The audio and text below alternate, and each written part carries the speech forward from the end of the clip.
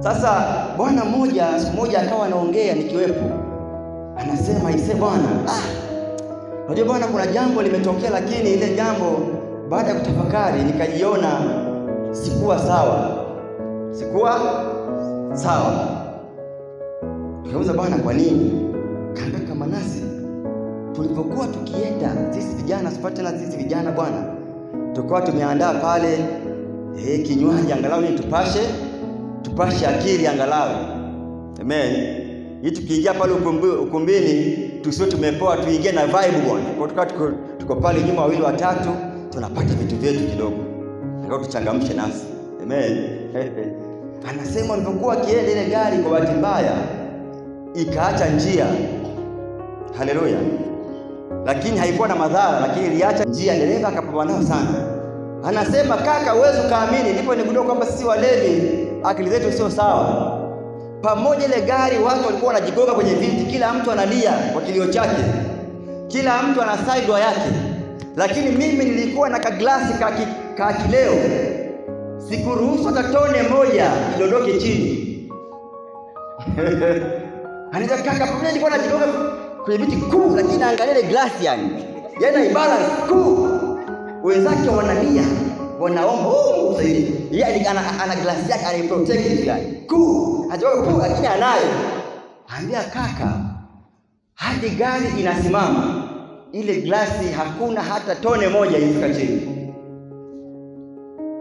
Na gari ilipokaa vizuri, nikajipongeza nayo. Anasema kaka, baada ya sherehe kuisha, nikaja nikatafakari, nilijiona mimi ni mjinga sana. Inakuwaje mimi nitetee kinywaji alafu roho yangu iko rehani? Hivi ningekufa kaka ingekuwaje? Amen. Sasa alipokuwa anaongea nikajifunza kitu kwamba anaweza akaongea hata kichaa.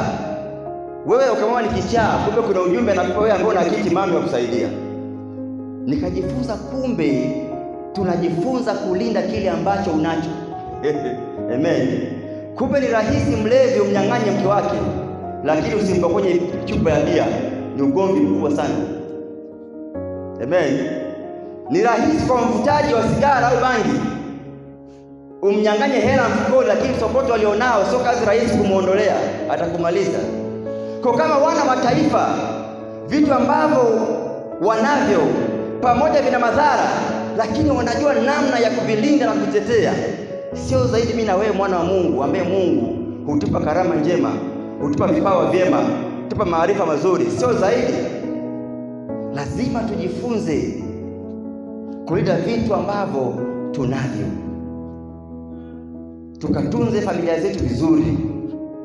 Amen. Tukatunze kazi ya Mungu iwe nzuri, kila mmoja kwa nafasi yake. Kwa nini? Hiyo ndio kitu ambacho Mungu ametupa kwa ajili ya hatima zetu ya sasa na ya baadaye. Mshangilie Bwana Yesu. Umeelewa jamaa alipokuwa anaprotect ile nini glasi ya pombe? Ndio utajua kwamba wana mataifa wana hekima. Mungu akasemaje? Tujifunze kwao. Fanyeje?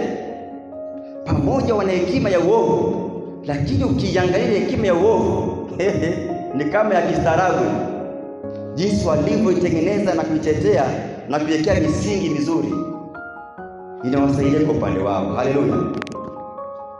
Kwa anasema Paulo, pamoja alipita kwenye mwendo safari, lakini alipambana kwenye vita, yale mashindano, mpaka kila mtu Mungu alimpa huduma yake alitimiliza. Amen.